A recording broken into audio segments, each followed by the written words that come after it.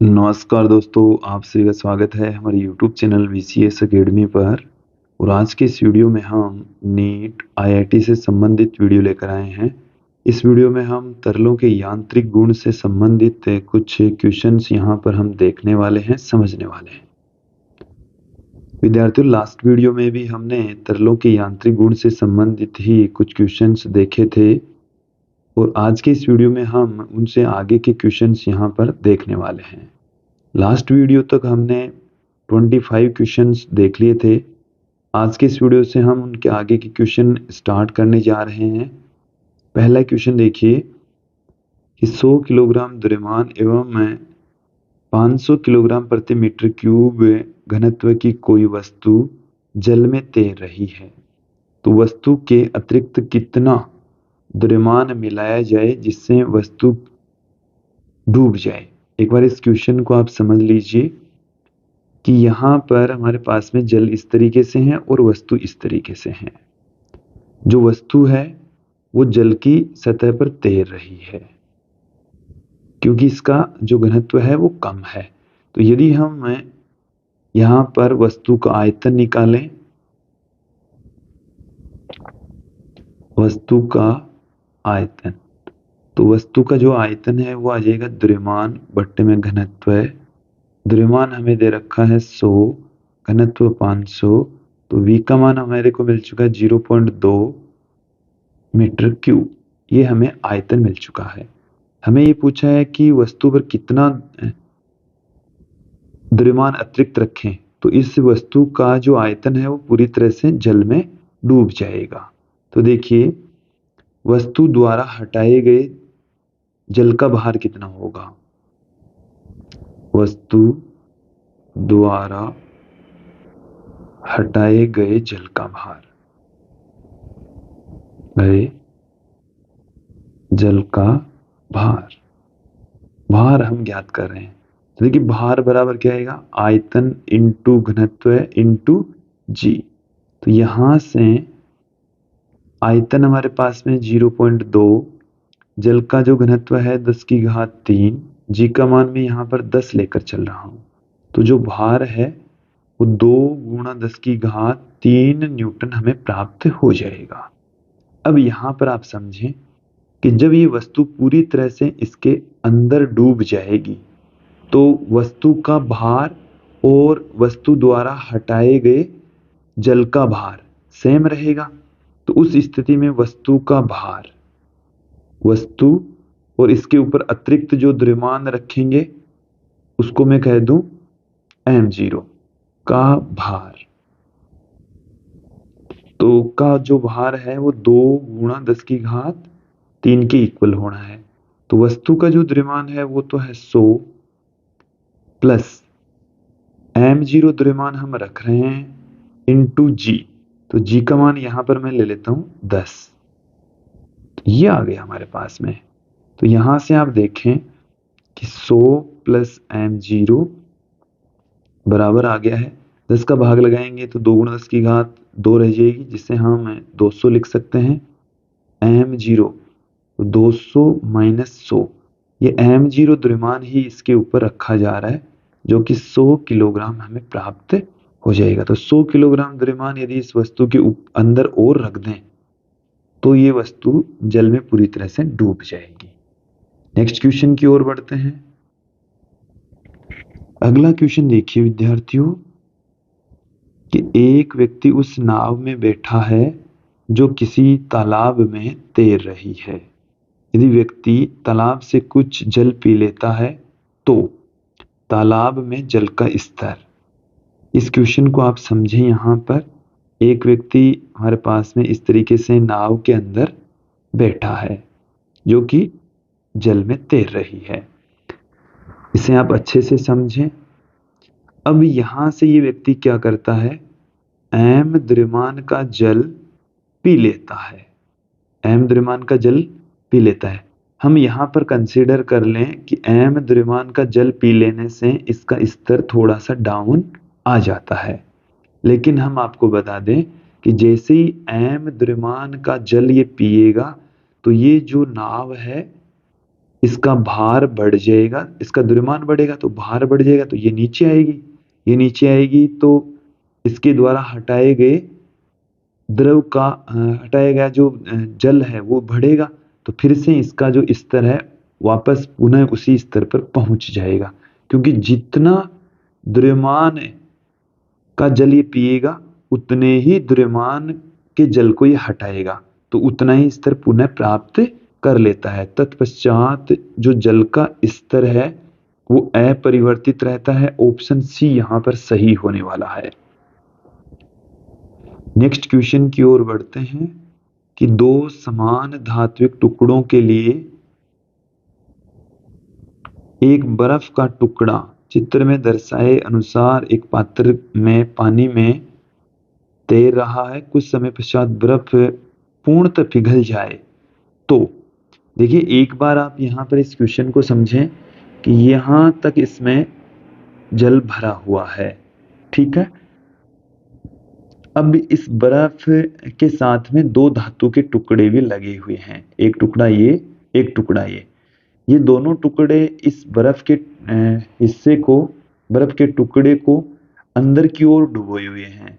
तो जैसे जैसे ये बर्फ पिघलेगी इस जल का जो स्तर है, क्योंकि बर्फ को ये टुकड़े डुबो रखे हैं, अन्यथा ये थोड़ी सी ऊपर और होती, और उस स्थिति में ऊपर और होती तो इनका जो स्तर है, जल का स्तर है वो थोड़ा नीचे रहता, लेकिन द्रव्यमान की वजह से इनका स्तर क्या है, बर्फ खुद नीचे है और स्तर है वो थोड़ा सा ऊपर है, लेकिन जैसे ये पिघलेगी इनका स्तर नीचे बैठ जाएगा, तो पात्र में जल का स्तर नीचे गिर जाएगा जैसे ये पिघल जाती है। ऑप्शन बी यहां पर सही होने वाला है। नेक्स्ट क्वेश्चन देखिए कि एक वस्तु ठीक द्रव की सतह पर तैर रही है, वस्तु का घनत्व उस द्रव के घनत्व के समान है, वस्तु को धीरे से नीचे दबाया जाता है, तो यह है।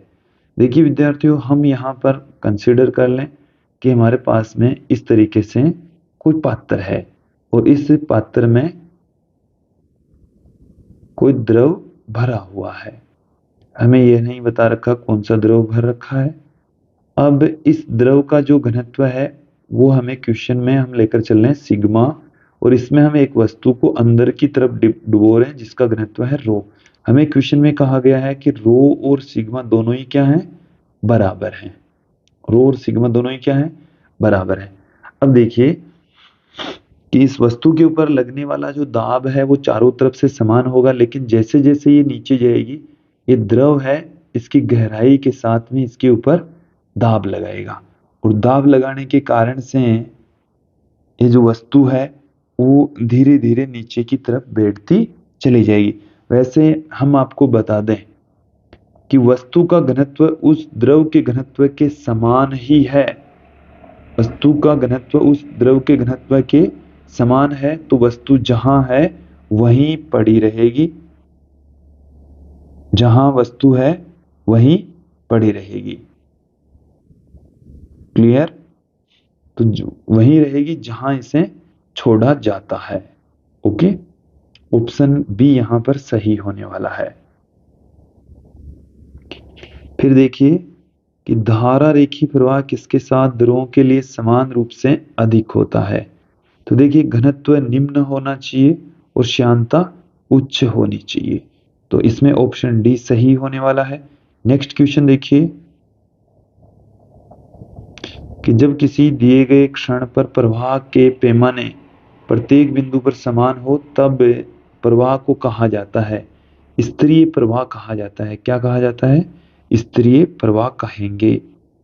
देखिए अगला क्वेश्चन है कि किसी तरल के आदर्श प्रवाह को संतुष्ट होना चाहिए। आदर्श प्रवाह का जो प्रवाह है वो सातत्य समीकरण को संतुष्ट करना चाहिए।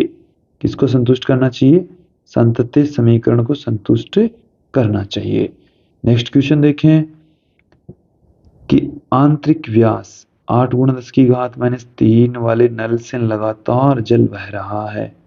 जल का वेग जब नल से गिरकर 0.4 मीटर प्रति सेकंड है, तो जल से 2 × 10⁻⁻1 मीटर नीचे की दूरी पर जल के बहाव का व्यास होगा। देखिए विद्यार्थियों, इसमें हम सातत्य समीकरण का प्रयोग करेंगे। तो यहाँ पर हमें जो व्यास है वो दे रखा है क्वेश्चन के अंदर। पहले हम क्षेत्रफल निकाल लेते हैं। जल बह रहा है, जल का वेग जब नल से निकलकर A1 यहाँ पर हो जाएगा पाई R1 स्क्वायर, इसको हम पाई D1/4 भी लिख सकते हैं। देन यहाँ से पाई और D का जो मान है वो हमारे पास में है 8 गुणा 10⁻³ का स्क्वायर बट्टे में 4। तो यहाँ से ये हमें मिल जाएगा 16 पाई, क्योंकि 16 पाई हो गया, गुणा 10⁻6 मीटर स्क्वायर। ओके, v का मान हमें 0.4 दे रखा है।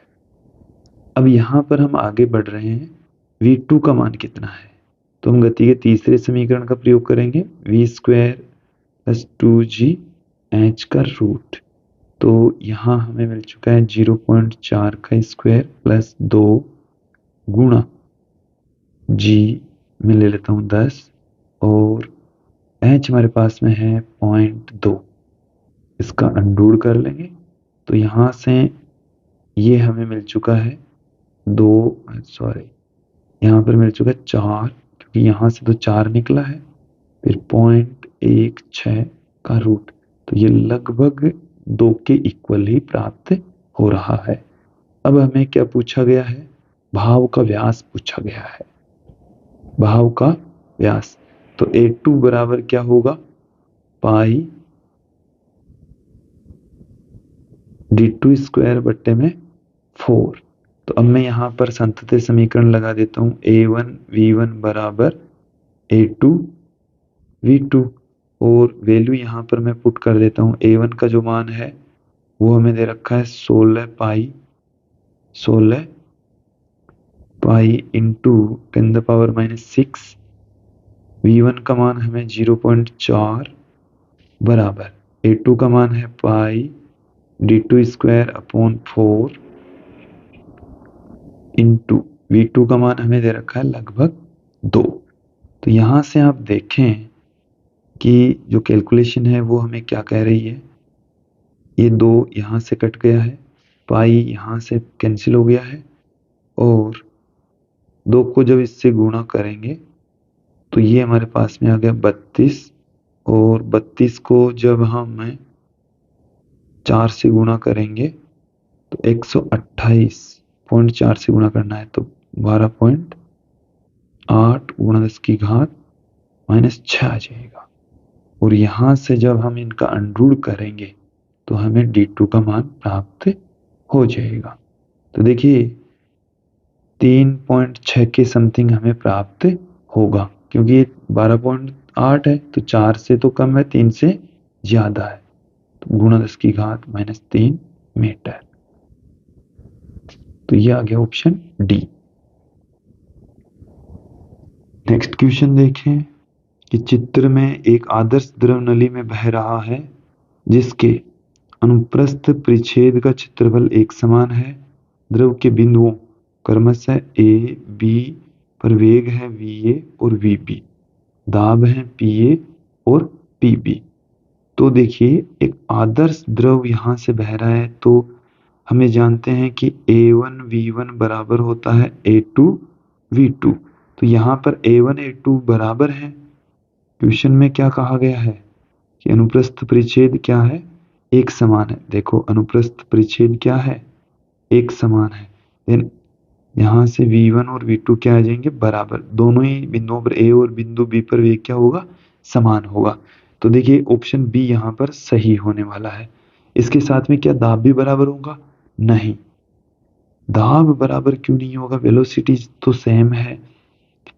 फिर देखिए इसके पीछे रीजन यहाँ पर हमारे पास में है कि इस बिंदु के ऊपर दाब है PA और इस बिंदु के ऊपर दाब होगा P0 प्लस PB, मतलब P0 प्लस रो जी एच। तो PB है ना, ये रो जी एच, ये है PB, तो ये सेम नहीं है, ये सेम नहीं। इसमें Pe प्लस रोजीएच एक्स्ट्रा जुड़ रहा है इसमें, इसलिए Pb बड़ा होगा, Pb बड़ा होगा Ps से। तो ये ऑप्शन भी गलत, ये भी गलत, और ऑप्शन बी यहां पर सही हो जाएगा। नेक्स्ट क्वेश्चन की ओर बढ़ते हैं कि स्प्रे पंप की बेलनाकार नली का अनुप्रस्थ परिच्छेद 6 सेमी स्क्वायर है, 6 सेमी स्क्वायर है। तो ये हमें अनुप्रस्थ परिच्छेद A1 बराबर दे दिया 6 सेमी स्क्वायर, 6 गुण 10 की घात -4 मीटर स्क्वायर। इसके एक सिरे में 50 सूक्ष्म छिद्र का व्यास 1 मिलीमीटर है, 50 सूक्ष्म छिद्र हैं और जिनका जो व्यास है वो 1 मिलीमीटर है। तो यहाँ पर आप ध्यान दें, इनका भी अनुप्रस्थ काट क्षेत्रफल हम देख लेते हैं।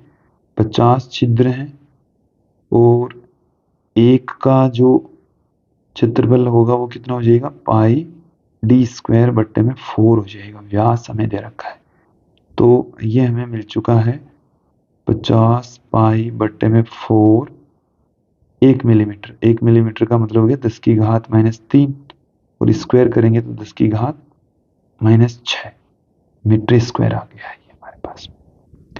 अब देखें, यदि नली में तो ये V1 हमें दे रखा है 1.2 मीटर प्रति मिनट, 1.2 प्रति मिनट हमें दे रखा है यहाँ पर। तो हम यहाँ से विद्यार्थियों इसको प्रति सेकंड में कन्वर्ट करेंगे तो इसमें 60 का भाग लगा देंगे, तो ये मीटर प्रति सेकंड में कन्वर्ट हो जाएगा। अब देखिए, हमें V2 ज्ञात करना है। A1 V1 बराबर A2 V2, तो V2 बराबर आ गया है A1 V1 upon A2।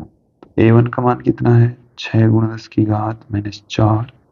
V1 का मान कितना है, 1.2 बट्टे में 60 और A2 का मान कितना है, 50 इंटू 3.14, 4 ऊपर चला जाएगा, 10 की घात -6 पड़ी है।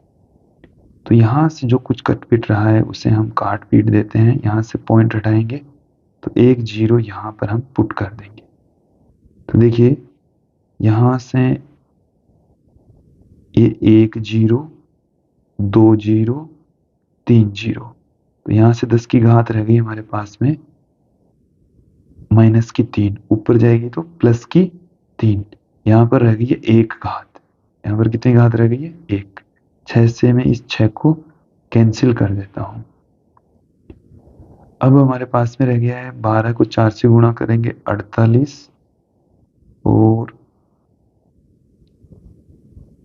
इसको इससे गुणा करेंगे तो 15.7।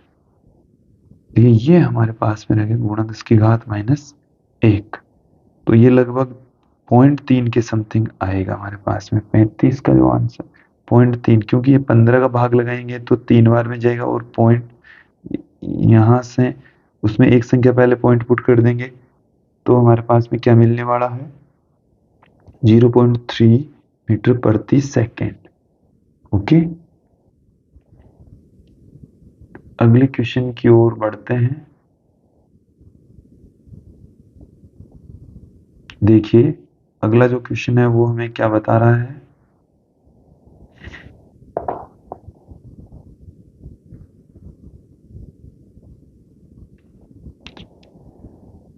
कि स्थायी S या असंपीड्य के लिए बर्नौली का समीकरण व्यक्त करता है।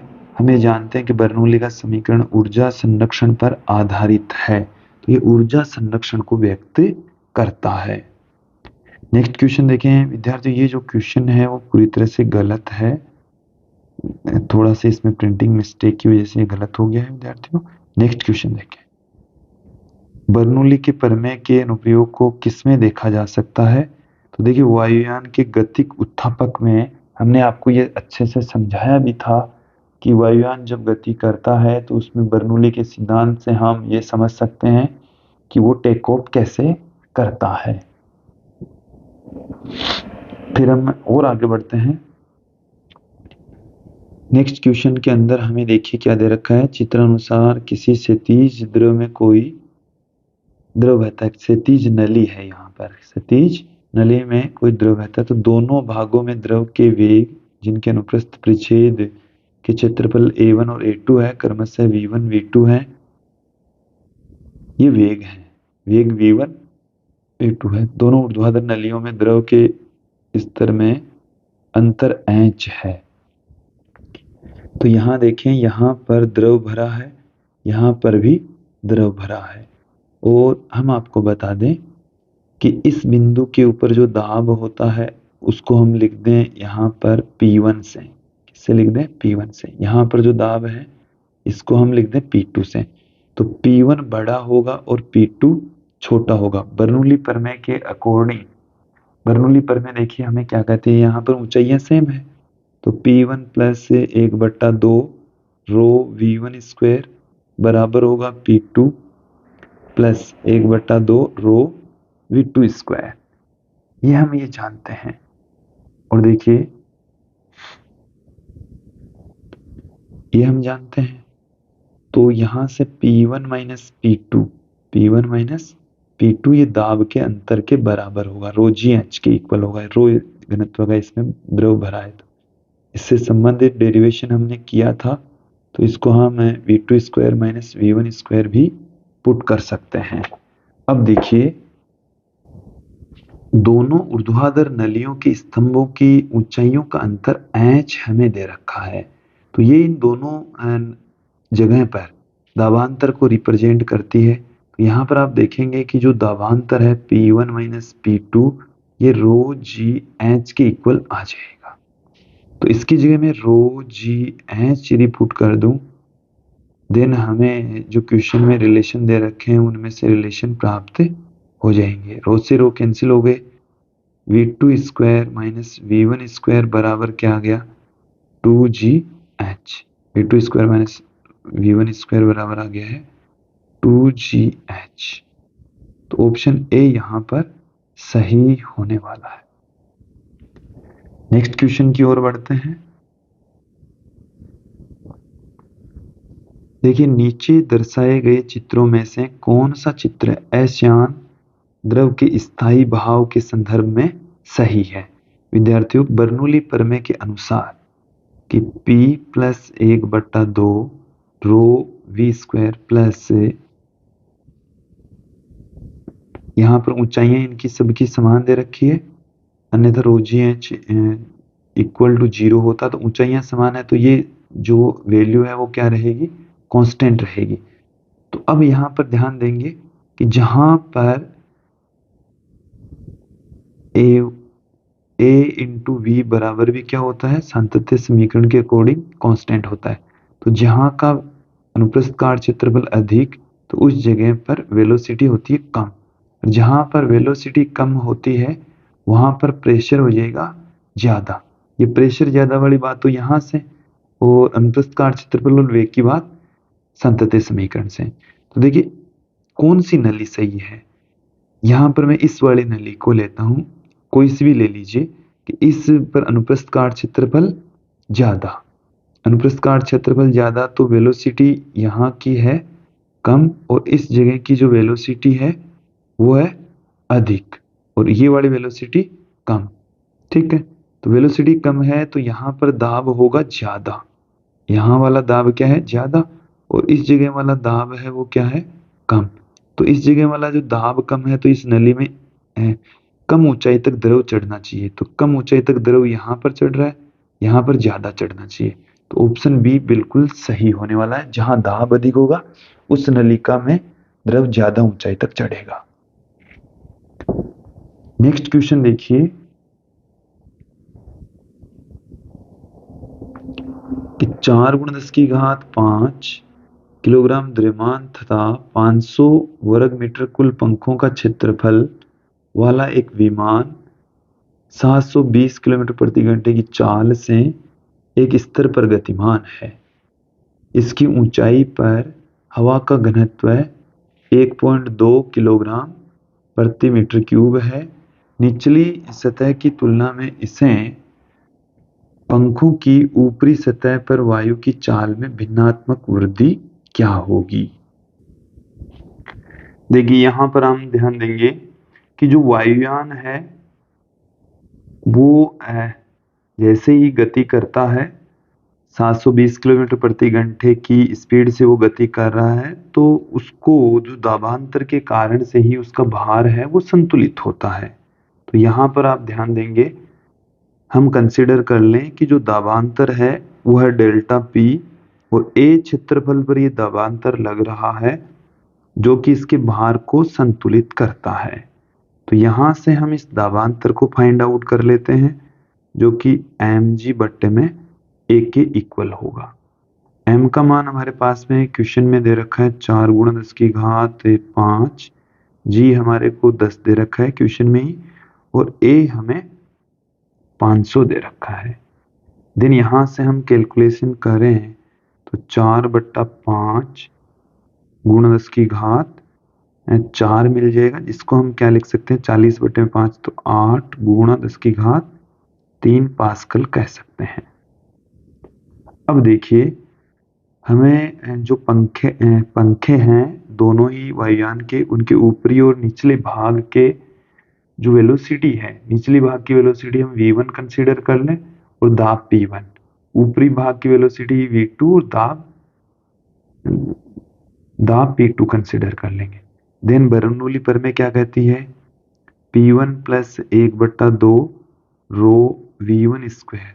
देखिए रो जी एच को दोनों ही पंखों के लिए ऊपर नीचे में डिस्टेंस में ज्यादा डिफरेंस नहीं है, तो हम उसको दोनों तरफ से कैंसिल आउट कर देंगे, बराबर p2 प्लस 1/2 रो v2 स्क्वायर आ जाएगा, जिसे हम p1 माइनस p2, क्योंकि नीचे की वेलोसिटी ऊपर की जो वेलोसिटी है वो हमारे पास में है v2 जो कि अधिक है, तो p1 माइनस p2 कर देता हूं मैं, जो कि क्या आ जाएगी 1/2 रो v2 square minus v1 square, ये हमें प्राप्त हो चुका है। अब देखिए इसे हम क्या लिख सकते हैं, 1/2 रो v2 minus v1 into v2 plus v1, हम इसको पुट कर सकते हैं। तो देखिए p1 माइनस p2 यह है दाबांतर, जिसको हम डेल्टा p से लिख रहे हैं 1/2 रो, और ये देखिए इसको हम 2 को इसके नीचे डिवाइड में ले जाएं तो इसको हम लिख सकते हैं v एवरेज, हमारे पास में रह जाएगा v2 माइनस v1, ये हमें मिल चुका है। तो v2 माइनस v1 कितना आ गया है, v2 माइनस v1 अपॉन हमें चाहिए v एवरेज। तो एक बार ये v2 माइनस v1 देख लेते हैं, जो कि डेल्टा p इंटू में रो डिवाइड में आ जाएगा, v एवरेज भी डिवाइड में आ जाएगा। मुझे चाहिए v2 minus v1 upon v average, तो v एवरेज का स्क्वायर हो जाएगा, यहाँ पर वैल्यू पुट कर देते हैं। तो ये 2 तो इस डिवाइड में चला ही गया था, तो डेल्टा p हमारे को क्या मिला 8 गुणा 10 की घात, ये 2 इससे v एवरेज में चला गया, तो 8 गुणा 10 की घात 3 बट्टे में जो रो है वायु का घनत्व वो हमें क्वेश्चन में दे रखा है 1.2, v एवरेज वो भी हमें क्वेश्चन में दे रखा है, v एवरेज क्वेश्चन में हमें 720 किलोमीटर प्रति घंटा 5/18, तो ये हमें मिल चुका है 200 मीटर प्रति सेकेंड। देन यहाँ से 200 गुणा 200 पुट कर देंगे, देखिए 4 से इसको डिवाइड कर देंगे तो 2 बट्टे में 1.2, 2 बट्टे में 1.2,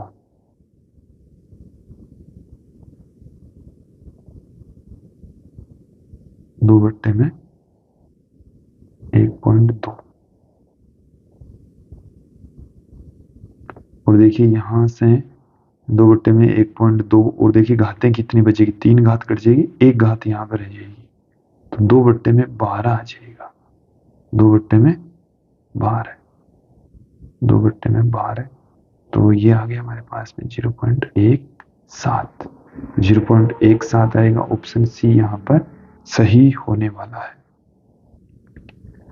नेक्स्ट क्वेश्चन की ओर बढ़ते हैं। देखिए, कोई वायुयान किसी निश्चित ऊंचाई पर किसी नियत चाल से उड़ रहा है तथा इसके दोनों पंखों में प्रत्येक का क्षेत्रफल 25 मीटर स्क्वायर है।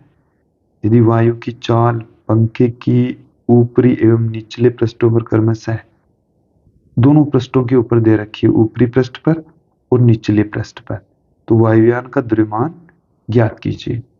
विद्यार्थियों, हम आपको बता दें कि इसमें हम बर्नौली प्रमेय लगाकर यहाँ पर द्रव्यमान की वैल्यू फाइंड आउट करेंगे, क्योंकि जो दाबांतर के कारण, दाबांतर है वो इसके भार से संतुलित होता है। समझें आप इसको, हमने लास्ट क्वेश्चन में भी देखा था कि जो दाबांतर है डेल्टा पी इंटू ए, वो इसके भार को संतुलित करेगा। ये जो डेल्टा पी है ये हमारे पास में P1 माइनस P2 है, P1 माइनस P2 इंटू ए है, और इसमें जी का भाग लगा देंगे तो हमें द्रव्यमान मिल जाएगा। तो देखिए यहां से ए हमारे को दे रखा है क्वेश्चन में, जी हम 10 यूज में ले लेंगे, P1 minus P2 find out करना है। तो P1 minus P2 find out करने के लिए हम बर्नौली प्रमेय का प्रयोग करेंगे। P1 plus half rho V1 square बराबर P2 plus half rho V2 square. तो इसको हम P1 माइनस P2 बराबर क्या लिख सकते हैं, half rho V2 square minus V1 square, ऐसा हम पुट कर सकते हैं। और इसको हम क्या लिख देंगे विद्यार्थियों, क्योंकि हमें V2 और V1 दोनों की वैल्यू दे रखी है, V2 V1 दोनों की हमें वैल्यू दे रखी है, तो हम यहाँ पर इन सब की वैल्यू पुट कर देते हैं। देखिए क्या है, 1/2 रो का मान हमें 1 दे रखा है। अब इनकी वैल्यू यहाँ पर मैं पुट कर देता हूँ। देखिए जब इसको हम मीटर प्रति सेकंड में कन्वर्ट कर लेते हैं, 5/18 से इसको गुणा करेंगे तो हमें ये मिल जाएगा 75। तो 75 का स्क्वायर हम यहाँ पर कर देंगे। इसको जब 5/18 से गुणा करेंगे तो ये हमें मिल जाएगा 65। तो 65 का स्क्वायर हो गया, तो 75 का स्क्वायर हो गया,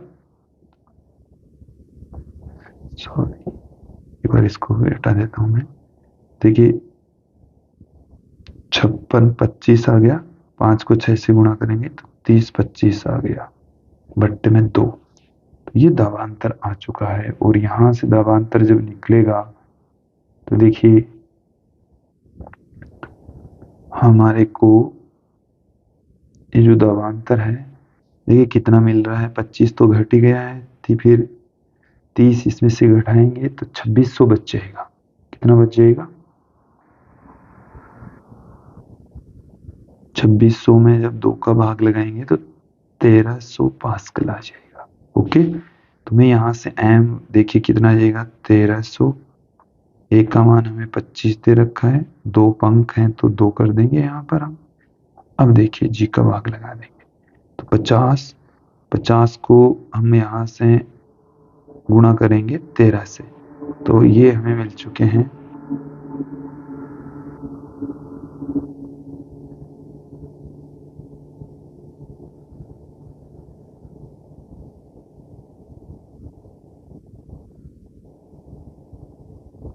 देखिए एक बार कैलकुलेशन फिर से दोबारा कर लेते हैं। तो यहाँ से देखिए यहाँ हमने थोड़ी सी मिस्टेक कर दी है इसकी जोड़ बाकी में, तो इसको हम थोड़ा सुधार लेते हैं। देखिए क्या है कि यहाँ हमने क्या है थोड़ी सी मिस्टेक कर दी है। देखिए 6 को 7 से गुणा करेंगे तो 42 25 आएगा, तो 25 में से 25 घट गई, 1400 बच के 14, 700 आ गया इसका, 700 पास्कल। तो अब यहाँ पर मैं पुट करूंगा 700 गुणा, हमारे को मिल रहा है 2 पंख हैं, एक पंख का 25, ठीक है, बट्टे में 0। तो एक 0 से एक 0 कैंसिल हो गया। 50 को जब हम 7 से गुणा करेंगे तो 3500 किलोग्राम हमें मिल जाएगा। ऑप्शन सी इसमें सही होने वाला है। नेक्स्ट क्वेश्चन की ओर बढ़ते हैं। एक ताजे पानी से भरे टैंक की पेंदी में एक छेद है तथा पानी इसके बाहर बह रहा है। यदि छिद्र का आकार बढ़ा दिया जाता है तो वेग के ऊपर कोई फर्क नहीं पड़ेगा। जिस वेग से पानी बाहर आ रहा है उसी वेग से ही आता रहेगा, वेग अपरिवर्तित रहता है। ऑप्शन बी यहाँ पर सही हो जाएगा। नेक्स्ट क्वेश्चन देखिए कि एक जल का पीपा एच ऊंचाई की एक मेज पर रखा है। यदि एक छोटा छेद पीपे के आधार में किसी भुजा में किया जाता है तो हम यह पाते हैं कि जल की परिणामी धारा मेज से कैपिटल आर दूरी पर जमीन पर गिरती है। पीपे में जल की गहराई क्या है? पीपे में जल की गहराई क्या है? एक बार क्वेश्चन को आप समझ लें कि हमारे पास में इस तरीके से जो मेज की ऊंचाई है वो है h। ये हमारे पास में इस तरीके से पीपा है। यहाँ पर छेद निकला तो ये जो जल है वो यहाँ से कैपिटल आर दूरी दूर जाकर गिरता है। ये जो छेद है वो हम डी गहराई पर मान लेते हैं। तो देखिए यहाँ से निकलने वाले द्रव का जो वेग है वो अंडरूट में 2g के बराबर होगा। ये टोरिसोली प्रमेय से हमने लिखा है। अब देखिए यहाँ पर ये जो h का मान है वो हम गति के दूसरे समीकरण से 1/2 ऊर्ध्वाधर दिशा में जो वेग है वो 0 हो जाएगा, g t² होता है। और जो समय यहाँ पर लगता है t बराबर होता है कितनी ऊंचाई h ऊंचाई तय कर रहा है तो 2h अपॉन g के इक्वल समय लगता है। 2h अपॉन g के इक्वल समय लगेगा। तो देखिए ये जो क्षैतिज प्रास है r बराबर अक्ष दिशा में वेग v और समय कितना लगा है t, देन अंडरूट में 2gd इंटू समय लग गया 2h अपॉन g। तो यहाँ से इनके मध्य हमारे को निकालना है इस d को, तो r² बराबर आ गया 2gd इंटू 2hg। g से g कैंसिल हो गया है और d बराबर आ गया है r² बट्टे में 4h। तो r² बट्टे में 4h। ऑप्शन सी यहाँ पर सही होने वाला है। ओके, नेक्स्ट क्वेश्चन की ओर बढ़ते हैं कि टोरिसोली की वायुदाब मापी में पारे का उपयोग किया गया, किंतु पास्कल ने ऐसा ही दाब मापी 984 किलोग्राम प्रति मीटर क्यूब घनत्व की फ्रेंच शराब का प्रयोग करके बनाया। इस प्रकरण में सामान्य वायुमंडलीय दाब के लिए शराब स्तंभ की ऊंचाई होगी। देखिए जो दाब है, दाब का जो फॉर्मूला होता है P बराबर होता है रो जी एच। ये हमारे पास में फॉर्मूला होता है। और देखिए एक जो वायुमंडलीय दाब होता है, वो 76 सेंटीमीटर पारे के दाब के बराबर होता है। 76 सेंटीमीटर पारे के दाब के इक्वल होता है।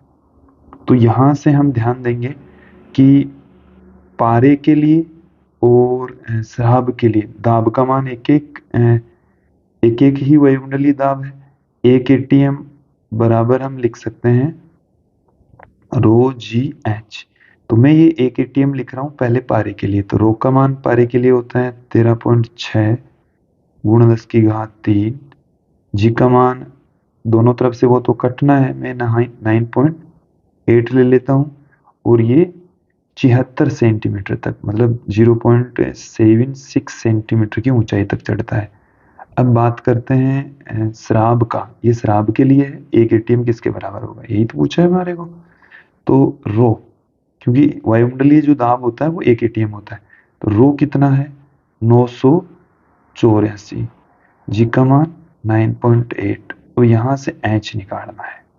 बस यहाँ से कैलकुलेशन करते ही एच निकल जाएगा। तो 9.8 से 9.8 कैंसिल हो गया। एच बराबर कितना आ गया है 13.6 गुणा 0.76 गुणा 10⁻³ बट्टे में 984। और यहाँ से एच की जो वैल्यू है कैलकुलेशन करेंगे तो 10.5 मीटर हमें प्राप्त होगी। ऑप्शन बी यहाँ पर सही होगा।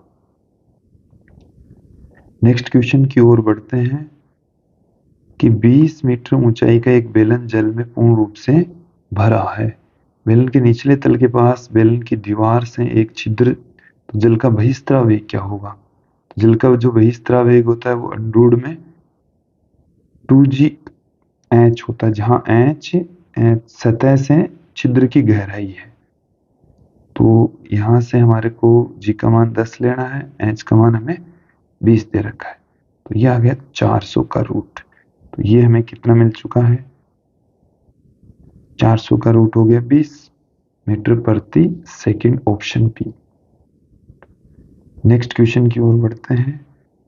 देखिए क्या है अगला क्वेश्चन कि एक पानी से भरे टैंक में एक छोटी सी छिद्र है। अगर छिद्र पर गेज दाब इतना हो तो इससे निकलने वाले पानी का वेग निकालें। पानी का वेग क्या है वो हमें फाइंड आउट करना है। देखिए जो दाब है, गेज दाब है, वो दाबांतर होता है, वायुमंडलीय दाब उसमें से घटा देते हैं। तो दाब ρg(h) के इक्वल है। हमें यहाँ पर h का मान निकालेंगे। v तो किसके इक्वल होगा अंडरूट में 2g(h) के। तो यहाँ से हम इस h को फाइंड आउट कर लेंगे p/ρg, p/ρg। देन यहाँ से क्या आ जाएगा v बराबर अंडरूट में 2g और h का मान है p/ρg। तो g से g कैंसिल हो गया, 2 गुणा p, p का मान है 3 गुणा 10⁵ अपॉन रो। देखिए रो का मान 10⁵3, तो ये कितना बच गया है अंडरूट में 600। तो v का मान हमारे को मिल गया है 24.5 मीटर प्रति सेकंड। ऑप्शन ए यहाँ पर सही हो जाएगा। नेक्स्ट क्वेश्चन की ओर बढ़ते हैं कि निम्न में से कौन सी युक्ति किसी नली में द्रव के प्रवाह की दर को मापने के लिए प्रयुक्त होती है? द्रव के प्रवाह के लिए वेंटूरी मापी का हम प्रयोग करते हैं। ऑप्शन डी यहाँ पर सही होने वाला है। फिर नेक्स्ट क्वेश्चन की ओर बढ़ते हैं हम। देखिए क्या है कि किसी बेहोश कुत्ते की बड़ी धमनी में रक्त के प्रवाह को वेंटूरी मीटर के माध्यम से परिवर्तित किया जाता है। मीटर के चौड़े भाग का अनुप्रस्थ परिच्छेद उस धमनी के अनुप्रस्थ परिच्छेद के क्षेत्रफल के बराबर है 10 मिलीमीटर स्क्वायर। तो सक्रिय भाग का क्षेत्रफल 5 मिलीमीटर स्क्वायर है। धमनी में दाब में कमी 22 पास्कल है। रक्त का घनत्व हमें दे रखा है, धमनी में रक्त की चाल दे रखी है। देखिए ये हमें वेंटूरी मीटर से मापने की बात कर रहा है। तो यहाँ से जो वेलोसिटी होगी उसका फॉर्मूला हमने आपको बताया था 2 दाबांतर, तो P1 minus P2 upon rho into में हमारे पास में है a बट्टे में a स्क्वायर माइनस 1⁻⁻1/2। और देखिए यहाँ पर हमें a बट्टे में a ये दे रखा है 10/5 बराबर 2।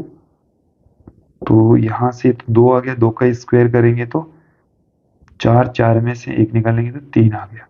तो यहाँ से बट्टे में आ जाएगा 3। तो सबकी वैल्यू मैं यहाँ पर पुट कर देता हूँ। देखिए 2 गुणा में दाबांतर हमें 22 दे रखा है और रो है वो, देखिए रो हमें ये दे रखा है 1.06 इंटू 10⁻³ और फिर यहाँ पर आ जाएगा a/a की रूट का मान, तो यह आ जाएगा √3।